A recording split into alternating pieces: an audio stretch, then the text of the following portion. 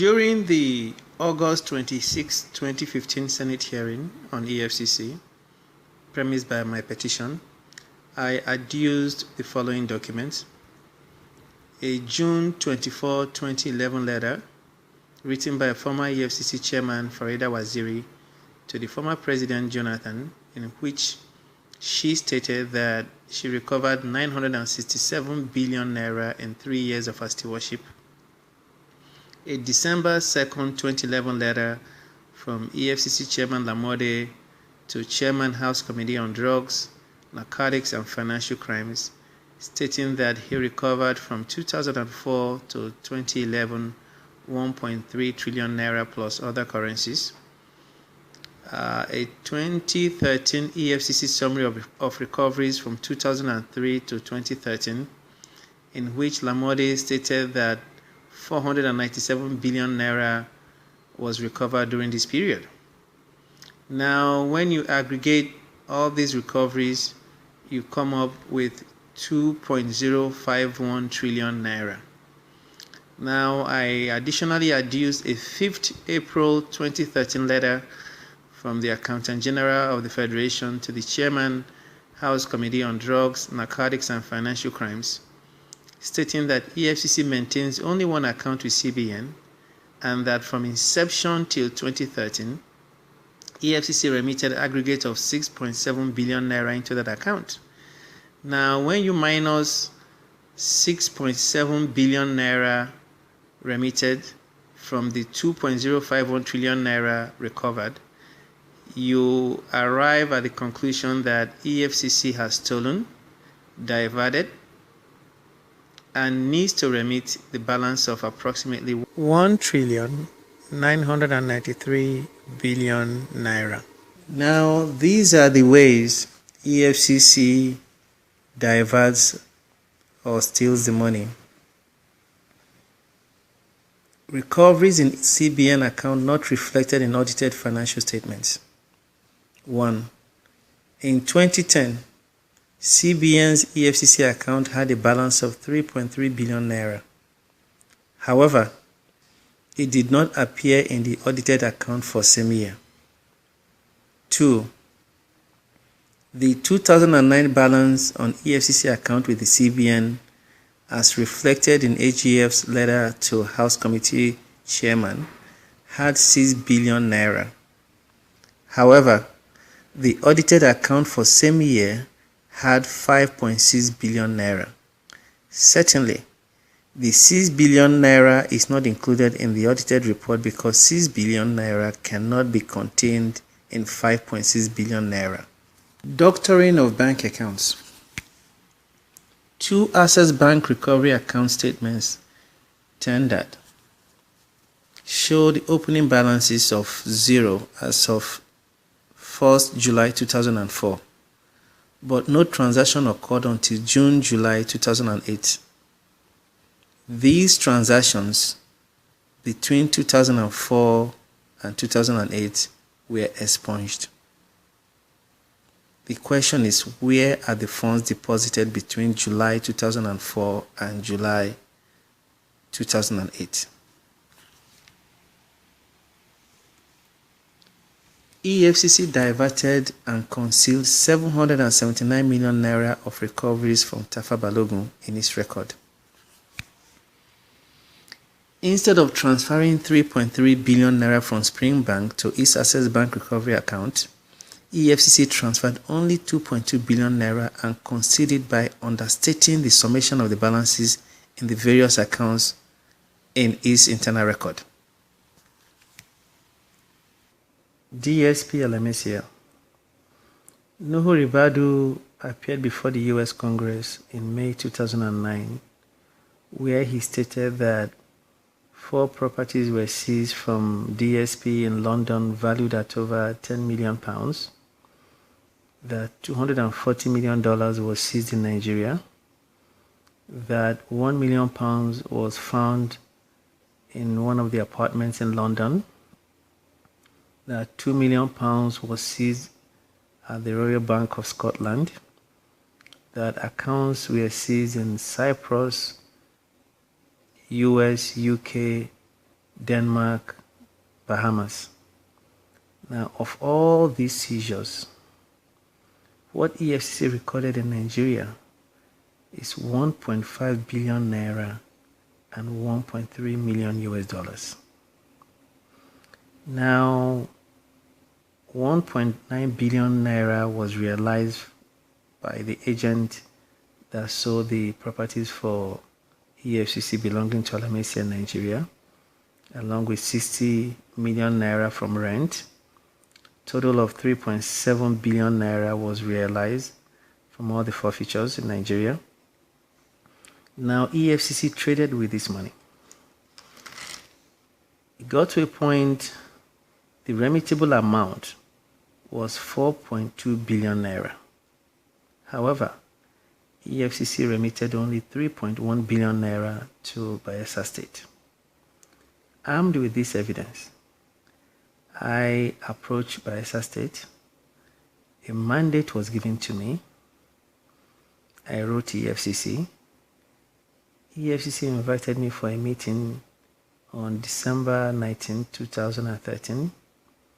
At that meeting, EFCC agreed to pay the money before the beginning of 2014. 2014 came, January, February, EFCC did not remit the money to me as promised. That led me to file a case against EFCC on behalf of my client, Bayelsa State. Now, the governor of Bayelsa State, my client, chickened out of this lawsuit, was intimidated by EFCC, and point blank told me that he didn't want to go to court. And thereafter, he sent me a letter terminating the mandate, along with a notice of discontinuance of the lawsuit. EFCC on October 1st, 2015, responded to a few of my allegations. Now, the good thing about this response is that EFCC has not come out to say that the overwhelming documentary evidence I tendered, that any of the documents is fake. Now, having said that, the purported response from EFCC actually asks more questions than answer. The issue here is very simple. If I, Judge Uboh, a non-EFCC staff, came out with allegations backed by 3 boxes of evidence against EFCC, and EFCC in its response did not come out with documents to refute my allegation, then EFCC's response must be thrown in the garbage. However, I will delve into these responses. The issue of 779 million naira diverted from Tafa Balogun is self-explanatory because I have the documents to show that. EFCC recovered 20 properties from Tafa Balogun, but represented it as if it were 14 properties. And this was achieved by representing a property in Wuse Zone 4 as 1 property instead of 5 properties. Also, a property in Asokoro on Justice Maman Nasser Street was represented as 1 property instead of 2. EFCC would want the public to believe that these properties are tied up in some phantom court case, which is not true. On the property in Zone 4, EFCC sold this property for 280 million naira through Dia Fatimilei and Co. Actually, this property was valued for 500 million naira. EFCC sold this property and obtained a UBA check number 231-85312 dated 23/5/2008 in the name the Economic and Financial Crimes Commission. The said check was acknowledged received by one KG Ephraim on 2/6/2008 and deposited in EFCC recovery account with Access Bank on 27/6/2008.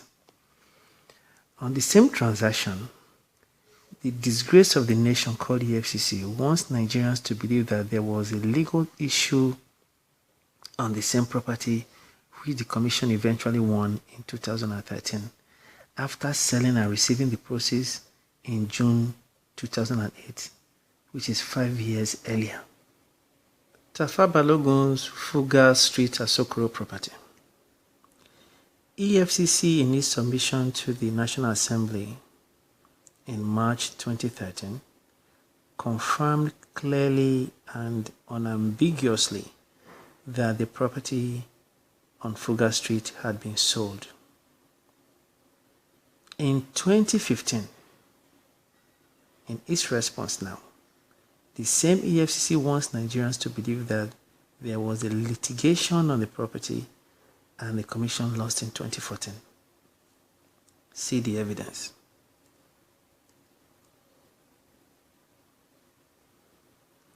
EFCC should say who it deceived: the National Assembly of the Federal Republic of Nigeria or the Nigerian people at large.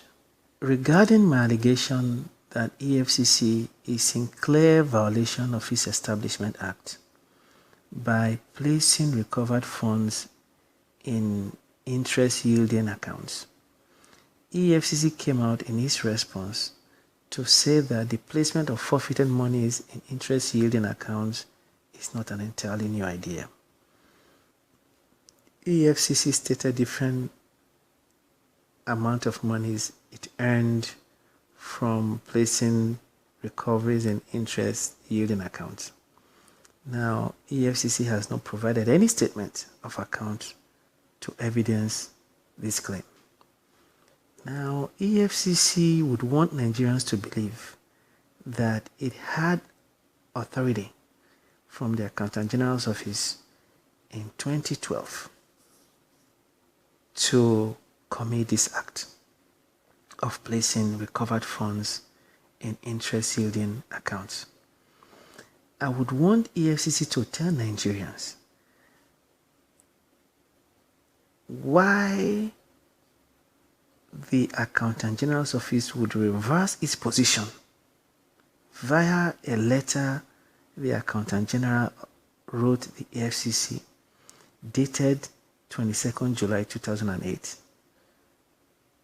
with reference number AGF/TRY/RB/441/1/56, which states in pertinent part that the account should be non-checking and you are required to always move the balances in the accounts to your recovery accounts in Central Bank of Nigeria on a monthly basis.